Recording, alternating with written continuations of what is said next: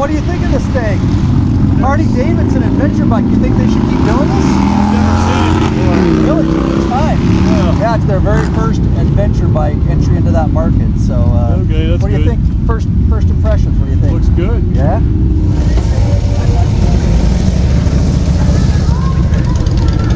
Have you guys seen the new Harley? He watches you. Hey, nice, nice. What do you think? First, are you really? Looking for somebody who can tell me who's had it for a while. Nice.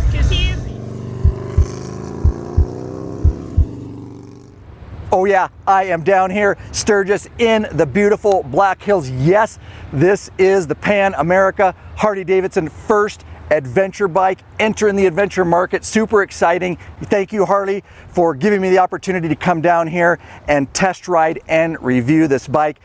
I ride both street and adventure, so I definitely can break this down. This video is going to be a little bit different because I am going to give you a real world biker review, what this bike's about and who it's for and whether it's right for you. Let's dive in.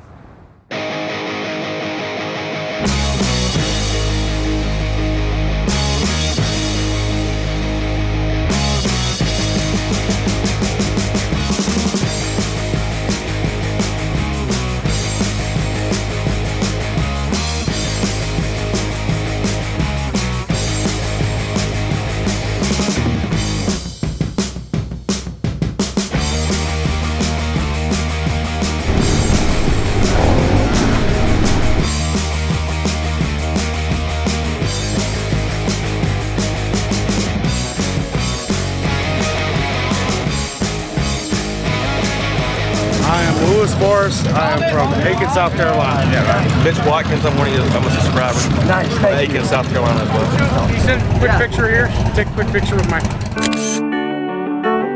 So this Sturgis trip came up quickly, and it was going to be a 4-day trip.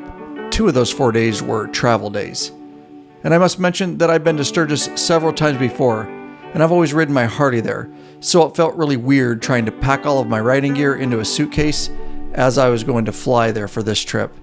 But this was for business purposes. You see, I needed to get to Sturgis from Washington State, do what I needed to do, and get right back home. And what I needed to do was film and review the Harley-Davidson Pan America adventure bike. So I took Lurch along for the trip. Interestingly, I had brought Lurch on full-time just a couple weeks prior to this trip as Chief Operations Officer, and he'd be helping me with the production for this particular trip. I really wanted to take advantage of this opportunity and do it in true law-abiding biker style. Yeah. Just put it on, dude. I told you it was light. Good God, it's like... I told you I did not. I packed it light. You got a bowling ball in here? You're gonna pack me over. Yeah, that's what I feel like. Your first trip was COO. What did you forget? Oh, I forgot my business cards and some lab stickers. It's well noted on the evaluation. All right, so Lurch and I arrived in Seattle, Washington, about 2 hours west of where we actually live. Oh, and Lurch is already up in the room, just called me. Apparently we have 1 bed. So Lurch, on the room situation. Yo, what up? Dude, I was not looking forward to spooning with you tonight. Business cards, then no stickers, and now you booked us the wrong room, dude. I took care of it. So, we were off to a great start for this trip and in bed way too late.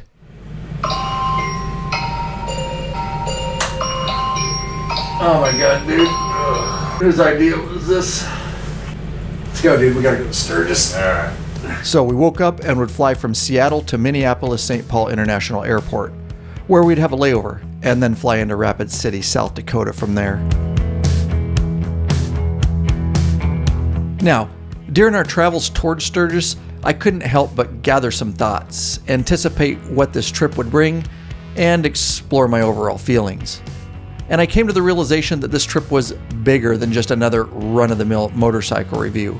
You see, as an avid Harley-Davidson street rider and adventure off-road rider, I truly find it exciting that Harley-Davidson was willing to enter this already well-established portion of the adventure touring motorcycle market.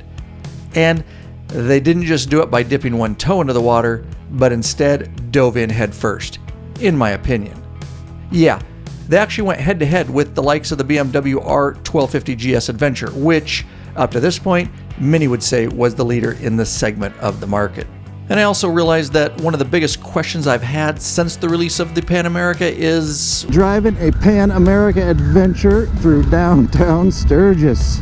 will the massive community of Harley riders accept this new progressive adventure bike into the existing fleet? And well, we'll get to that a bit later in this video.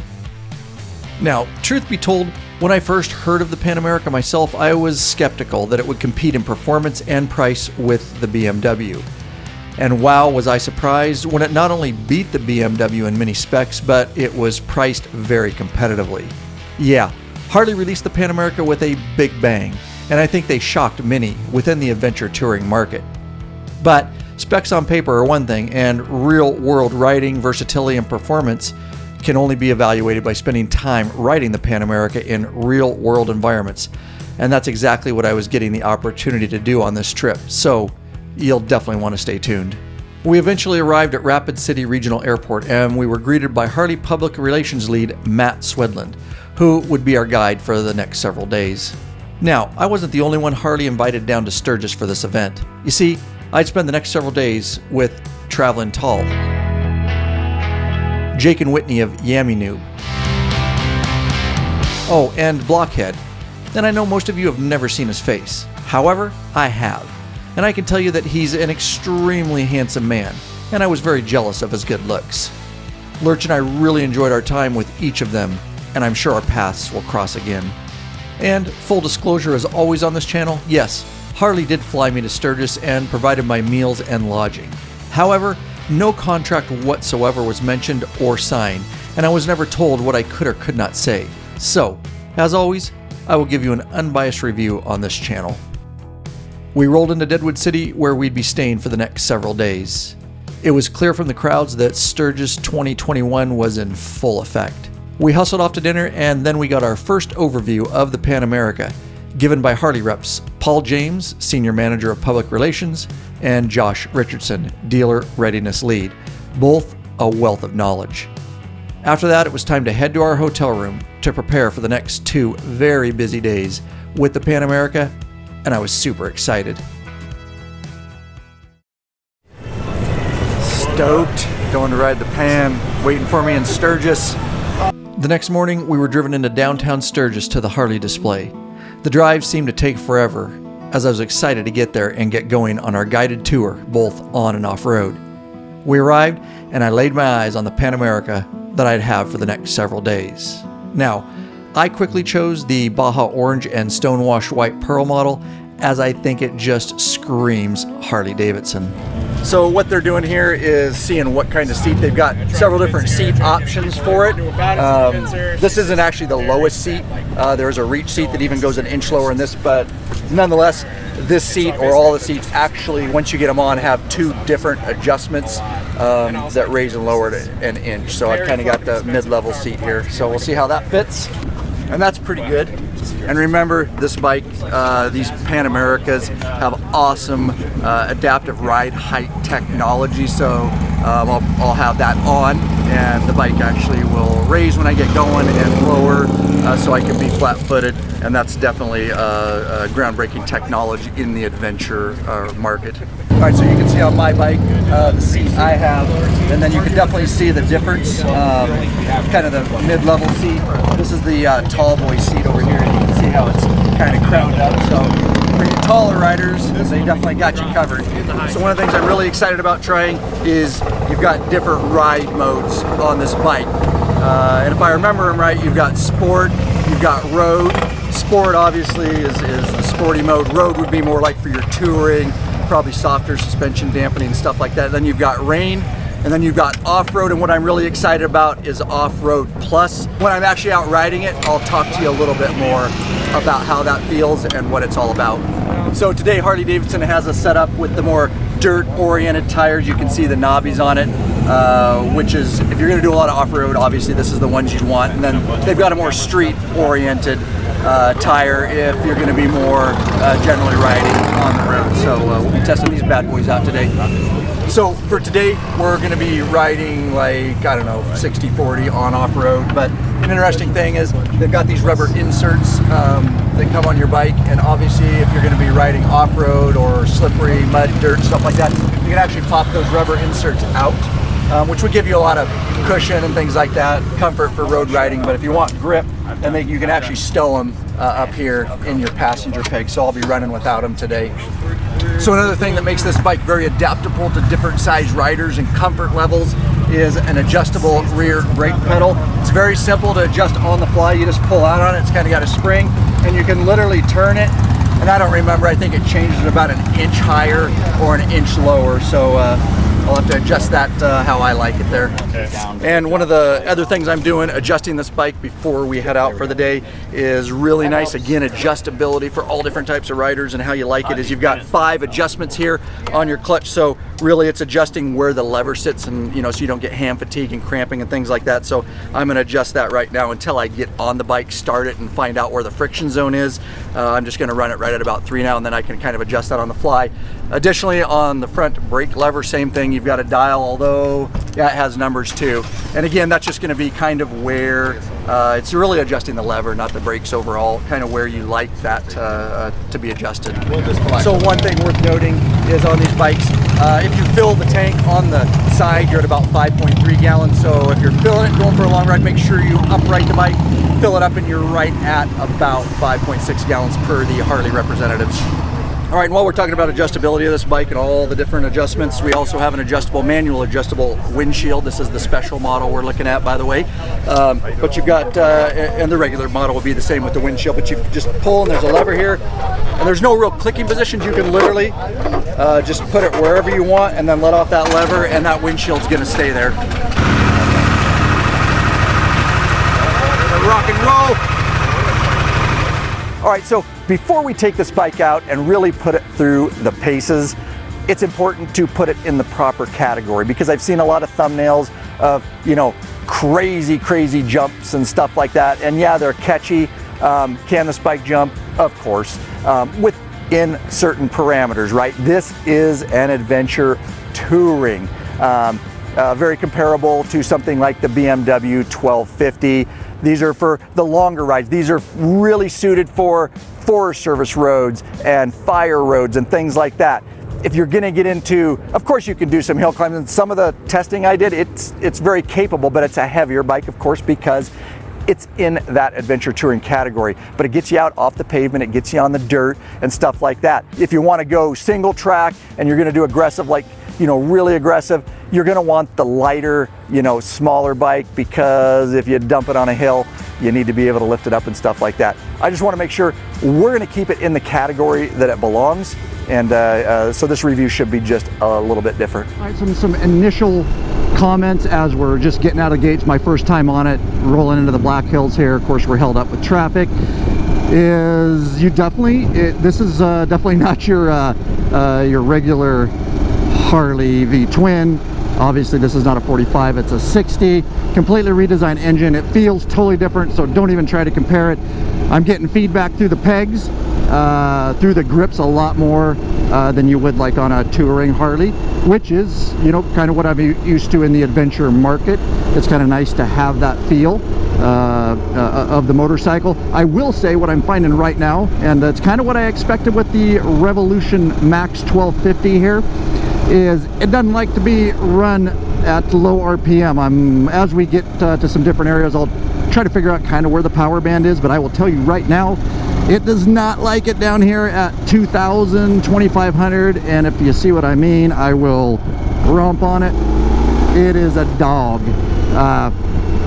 I think that's how it's supposed to be for this type of riding and this type of motor, so I'll dial that in. But yeah, it definitely lugs.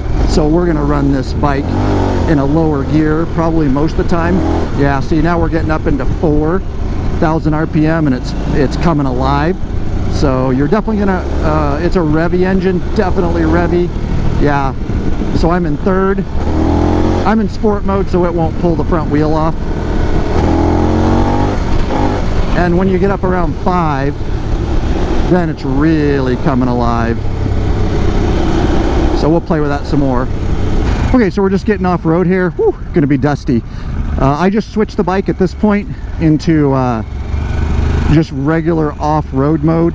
It's very nice. It's a dial right here. There's a big button on the right handlebar. It literally mitigates everything. So my back end started to go out. I floored it to the right and it literally caught up with itself and it did not spin anymore, and it put me back in a straight line. So heck, look at him. You don't need no Pan America. I love it. He just needs his regular Harley, right, for these gravel roads, which you can. But man, it feels nice on this bike.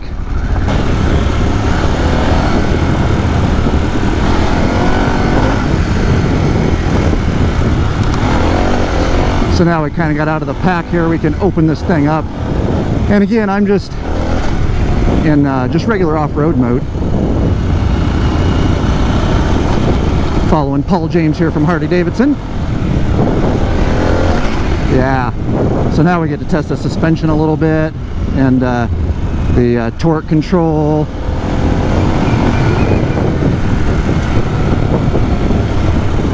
Yeah, so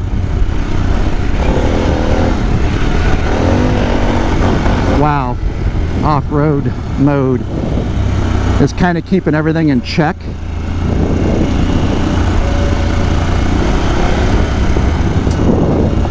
Suspension feels nice in off-road mode.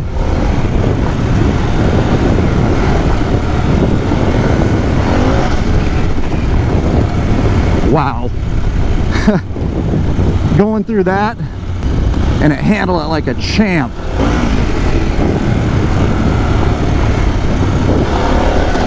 Wow.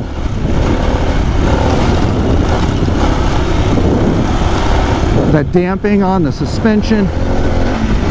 Yeah, and we actually got the front wheel off there. Of course, we have traction control on, so I definitely think a lot of the time I'd turn it off just so I can better wheelie over things. I like to wheelie over obstacles like that there sometimes, or big dips. And it definitely has front wheel lift mitigation on in off-road mode, so it's not going to wheelie.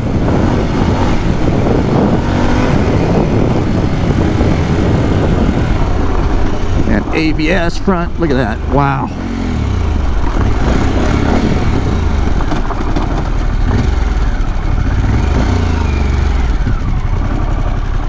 Little look out here, look at this, wow.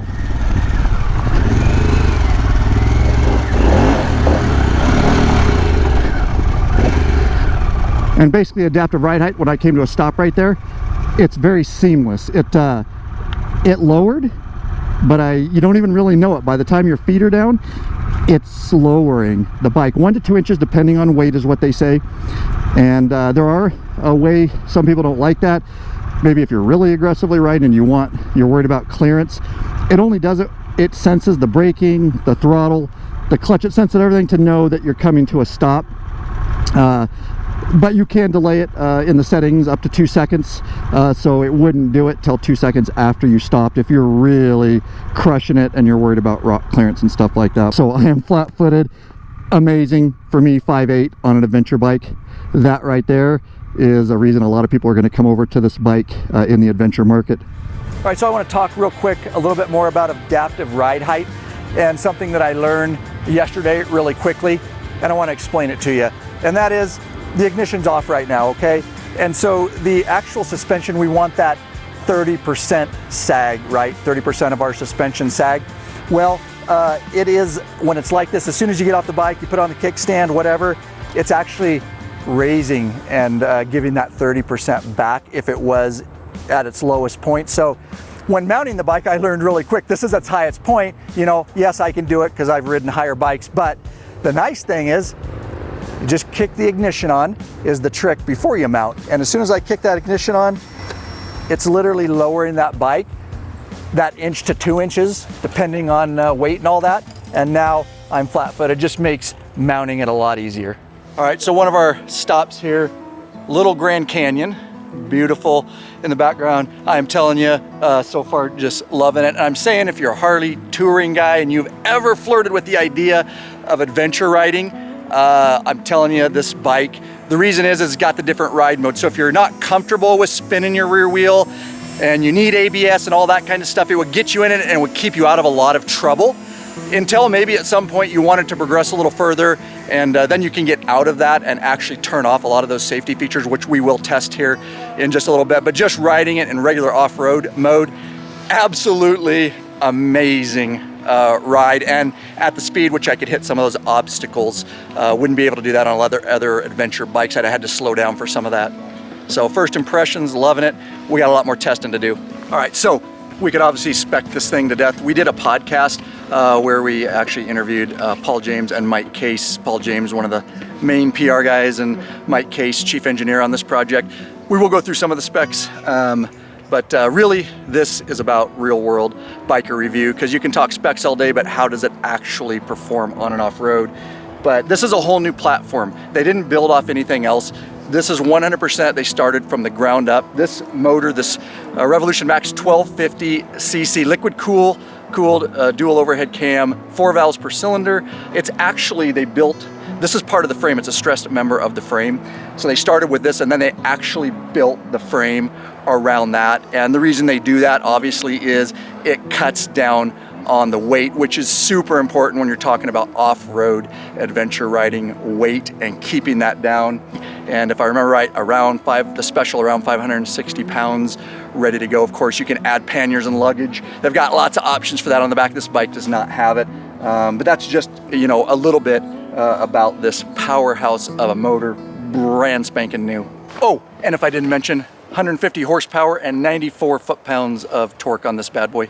One thing that I need to mention is the Revolution Max 1250. They designed it with variable valve timing VVT.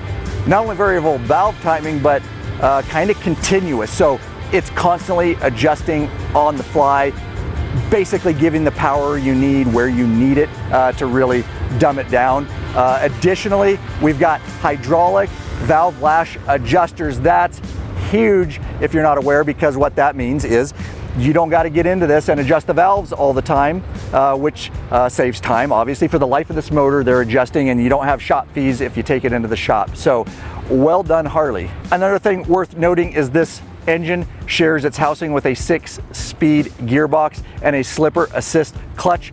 And the really nice thing about that is when you're doing maintenance, there's one hole to drain the fluids. Oh, and real quick, don't forget to hit that subscribe button and bell icon. Every time those are hit, another biker joins the revolution, and we would love to have you be part of it.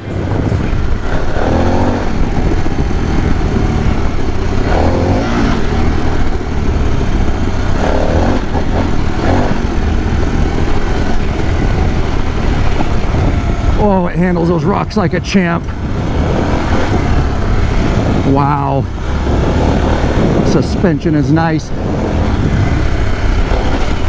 And along with the ride modes and off-road mode and all that, there's also within those 2 custom modes you can really dial in. And also there's suspension modes that you can also dial in and customize everything. I think off-road soft, off-road hard, balance. I can't remember all of them off the suspension modes, the damping basically. And tubeless tires here, which is nice. I'm used to running tubed on the KLR, and hitting rocks like that, definitely you would risk a pinch flat, which is why we carry extra tubes and stuff and tire spoons and all that. So you could just you know, carry a plug kit if you did get a flat and plug it, get to where you need to go. That's kind of definitely nice. And you got TPMS, tire pressure management system. So it monitors your tires and all that. As far as suspension goes, we've got a 47mm Showa inverted forks up front, and on the rear is a linkage mounted monoshock. And it's also good to understand, of course, we're reviewing the special model with all the bells and whistle. That's all electronic, adjustable. If you want the base model, you do get manual adjustable suspension. So I am in sport mode. I like it in sport mode for road riding. Of course, that's where I would have it most of the time, but everybody rides different. I'm going to go ahead and switch it, and it's on the fly. You see down on the screen, S for sport. I'm going to bump this button once, and we are in, I'm looking for road mode. So it's rain, there's road. And instantly, I feel the difference in the responsiveness of the bike We're not on really rough roads, but I feel the difference. Just a more softer suspension, damping, so to speak. So all these modes you can do on the fly, except if you want to go take traction control off, which is right there, or get into advanced off-road. You've got to be stopped, and that's because you're turning off a lot of the safety features. And so yes, for on-road touring, you've got cruise control, everything's on the fly here. So as far as road goes, we're cruising along here. We've got knobbies on, but it still handles real well. But I'll tell you, it's very nimble. I just barely put my weight off the right of the seat there, dip my shoulder, and it sets it. There's no lag time on that. And once you set it, you're into those corners. So very nimbly feeling. I am in sport mode. All right, so I've been testing, we've been riding a lot extensively in off-road plus mode with traction control off. That is a lot of the safety features, most of them you're turning off, which I wanted to test it because I need to do that in a lot of environments that I need to ride in. So running it, let's talk about what you actually lose by putting it in off-road mode plus without traction control. So obviously you're losing traction control, so you're going to have to work your throttle like what I'm used to with adventure riding, work your friction zone on your clutch. You're losing that. Of course, you're losing ABS brakes. Now, you only lose your ABS brakes in the rear. You can never turn off the front ABS, which makes sense because that's really not hindering you in any way. It can only save your bacon, so to speak. So yeah, that doesn't go off. Drag, slip, torque control, you're losing that, which coming into corners on gravel, you shift down, you know, too fast. With engine braking, you can really slide out and stuff like that. So you're losing that. You're gonna have to pay attention to your gearing and what you're doing there. You're losing cornering enhanced ABS, so no, of course, ABS around corner. You're losing linked braking. So if you just grab all rear, it's not necessarily going to apply the front for you if you panic brake. Oh, the other thing I didn't mention, yeah, big, is you lose front wheel lift mitigation in off-road plus mode, which means I can wheelie it, which is what I need to do a lot of times to get over obstacles. Also rear wheel lift mitigation, which means you can pull a stoppie if you're into stoppies. So you definitely lose that. You'll need to have traction control off. They say in advanced off-road mode plus, advanced off-road plus mode, if you leave traction control on, you can still pull somewhat of a wheelie to get over things. All right, and as far as brake goes, we've got 4-piston Brembo calipers up front, single piston in the rear, and it's also got, of course, linked braking system and the 6-axis IMU that detects lean angle and cornering ABS and braking, and we could really spec out. Let me just tell you, during my test riding, it all functioned. It was amazing. And although on this kind of stuff, I normally said everybody rides different, I'll stand when it's more technical, where I'm doing wheelies over stuff and some real nasty, you know, road goes. We may get into that. But with that said, both road and off-road here, whew, some thick gravel. I will tell you that this seat position is really nice. It's a really upright position, and I'm no spring chicken, and I do have lower back, you know, issues, and I haven't had any problems with that today. It's a good, solid riding position, and the seat for a adventure style bike, the seat is not bad at all. So let's talk about the seat just a little bit. Of course, there are different models, lower, medium, for taller riders. There's different adjustments. We've talked a little bit about that. What I want to talk about is rideability. So yesterday we did approximately 120 miles. We made a lot of stops, getting shots. But even by the end of the day, it's typical of this type of adventure bike. My butt was getting just a little bit sore by the end of the day. And again, every other adventure bike that I've been on, that happens too.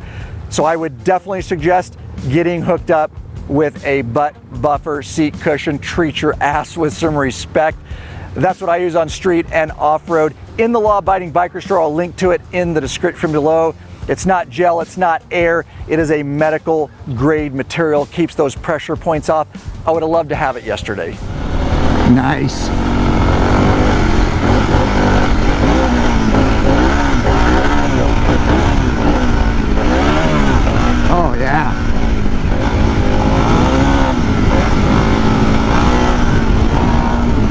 I know that sounds spunky, guys, but she's not even redlined yet. Not even redlined yet.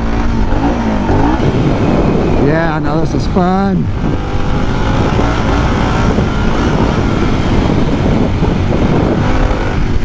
Nice, she was all fours off there. Very nice, and a nice cush landing. Again, kind of bucked the back end up and over there.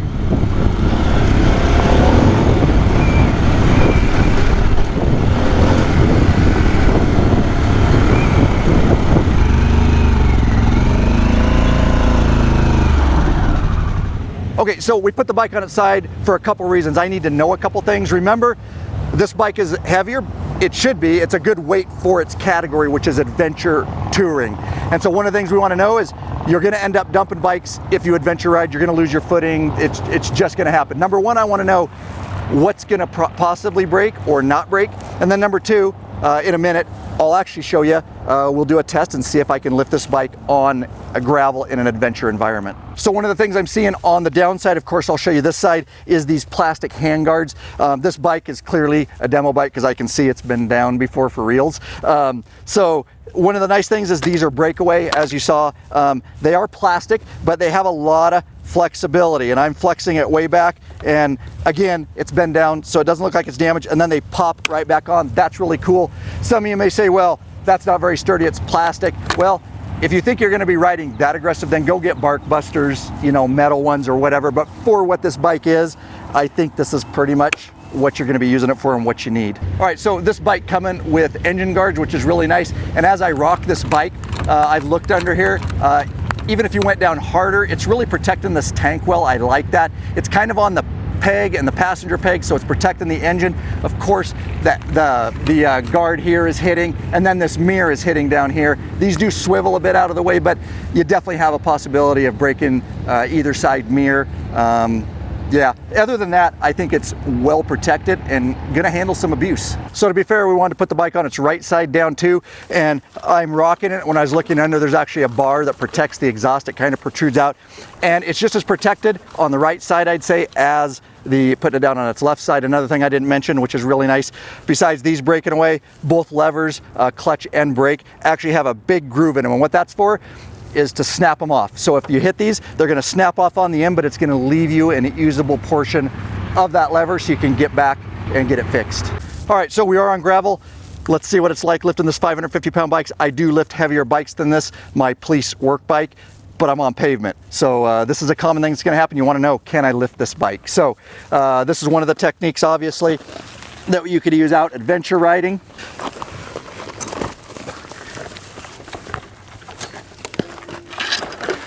Not bad. Now, one thing you'll want to be aware of, I didn't try that on a hill or an incline. That's going to add a certain degree of difficulty to it. All right, so there's a little bit more difficult situation because the bike's kind of on a little bit of a downslope, so this is going to be the heavier side or more difficult side to pick up. One nice thing, if you're lifting it up, if you are down on your right side, we always teach, why not just go ahead and you're able to put your kickstand down, so when I rock it up, I can just let it go over on that kickstand. So again, very loose gravel. I'm going to use this method for the right side and see if we can get this bad boy up.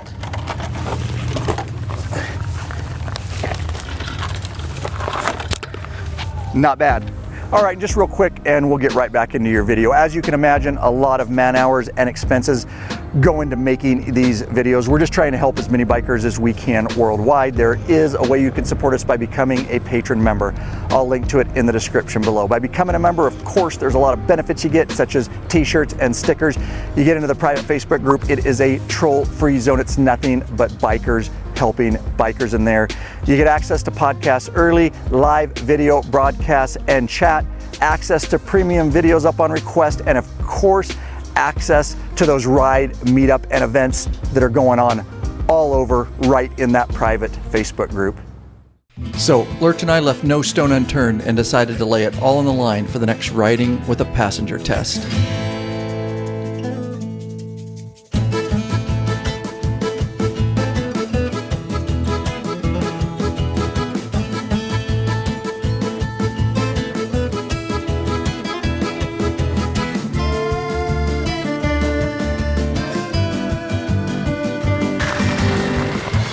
And all I really have to report to you on this one is that the bike rode very different with a giant man on the back. All right, so one of the things we want to check is the low speed maneuverability of this bike and see how well balanced it is. A lot like the low speed police drills and patterns we do. So give this a shot on the Pan America. I'll kind of talk through it as we're going. Pretty typical. They dip quick. This is the first time I've really done this, so we're full bar lock. Finding that friction zone. Oh yeah, just a little time on her and get it figured out. Oh yeah, I could see working some cone patterns on this bad boy. And back into a figure 8. Bar lock right there. Oh yeah. Dip her way down. Nice. All right, so a lot of times adventure riding, you want to be able to pop the front wheel up over a log or a ditch. The only way to do that on this is to be an off-road plus.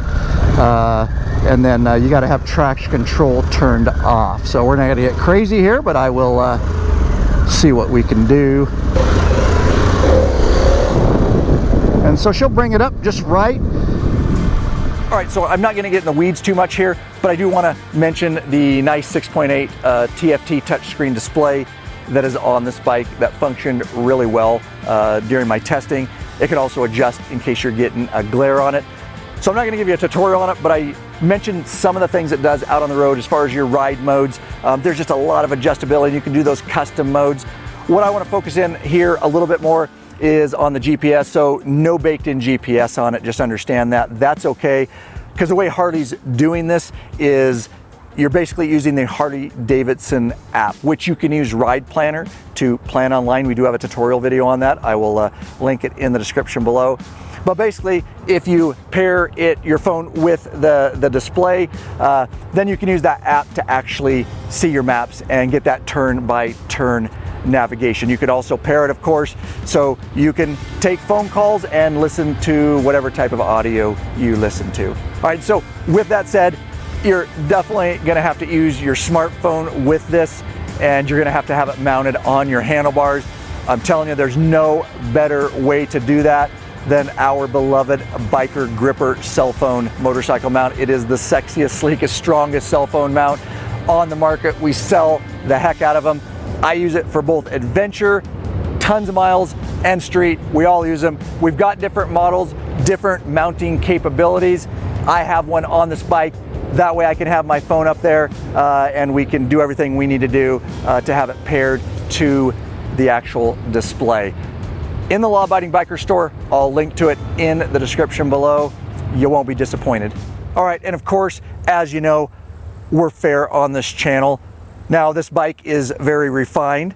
I'll start with that, but I do need to, of course, talk about a few cons. Some of it may be personal, of course, and I'm gonna get just a little bit nitpicky. And real quick, before I tell you my cons, I've told you a lot of pros.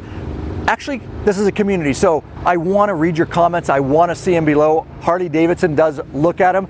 So if you have experience with this bike, please tell us what are your pros and your cons. And if you haven't ridden us, just let us know overall what you think about this bike and if Harley-Davidson should keep going in this direction. All right, so number one, as I stated, it's such a refined bike. The one thing I noted right away, yes, it does have an adjustable windshield and it adjusts in a lot of positions, but because the bike's so refined, when I first grabbed this and I'm starting to adjust it, it really feels a little clunky to me. The system, it works. But I just expected something a little more refined, in my opinion, for this windshield. Okay, so admittedly, I'm definitely gonna get really nitpicky here, so bear with me, hear me out though. It has cruise control.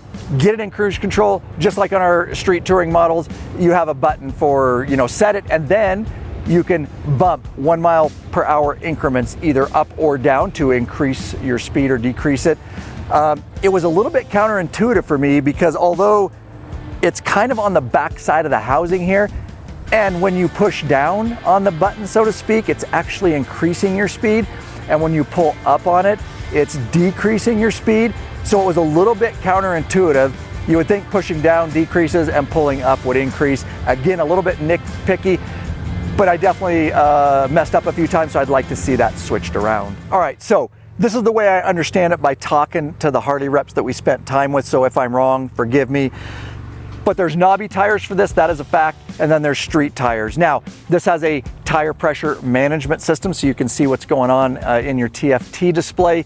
And what I was told is if you do switch from knobbies to street, of course you run knobbies with lower tire pressure, well, your TPMS is not going to read correctly. So whenever you switch tires, you got to take it to the dealership and have that readjusted so it knows which tires. If that's the case, and I believe it to be, I would really wish that was just in the settings here to where I could just tell the bike which recommended tires that I was using on this bike, and I could just change it for that particular model myself. Again, getting a little bit nitpicky, what I'm about to mention, I've also experienced on other adventure bikes, so it kind of seems to be the way it is. Maybe it's personal opinion. The brake lever for the rear brake, the foot, it does adjust in 2 different positions, but even in the lowest position, I just wish it was just another adjustment maybe for just a little bit lower, just the way I am and my foot up on it. It's really easy to over brake a little bit. Again, that may just be personal, but one more adjustment would be nice. All right, and last, this bike comes with a stock skid plate. It's just a little bit chintzy. And up front, you've got your regulator, rectifier, and your battery. That's kind of where they positioned it. And so with that stock one, I really worry about any kind of hardcore riding and rocks damaging those components. But on the other hand, it's easily fixable because on this bike, and Harley does offer it, is a very beefy skid plate. And with that on, it seems to have plenty of protection, but it's worth mentioning. All right, so at the end of the day, who is the Harley Pan America for? Well, it's definitely for experienced adventure riders. You'll definitely like this bike. But more than that, I know a lot of you ride street Harley that watch this channel, and you've driven past those roads and you're like, I'd really like to hit that gravel road. I like to go to that ridge. I'd like to see that lake, but I can't take this street bike there.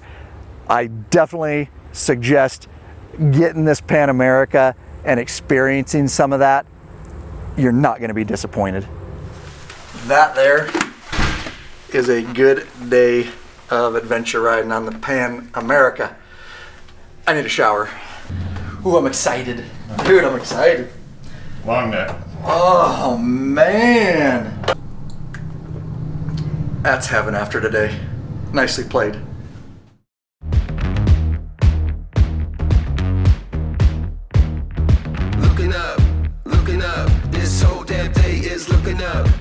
So, I had a mission on our last day in Sturgis, and that was to be a good, regimented Harley owner. And what do all good Harley owners do?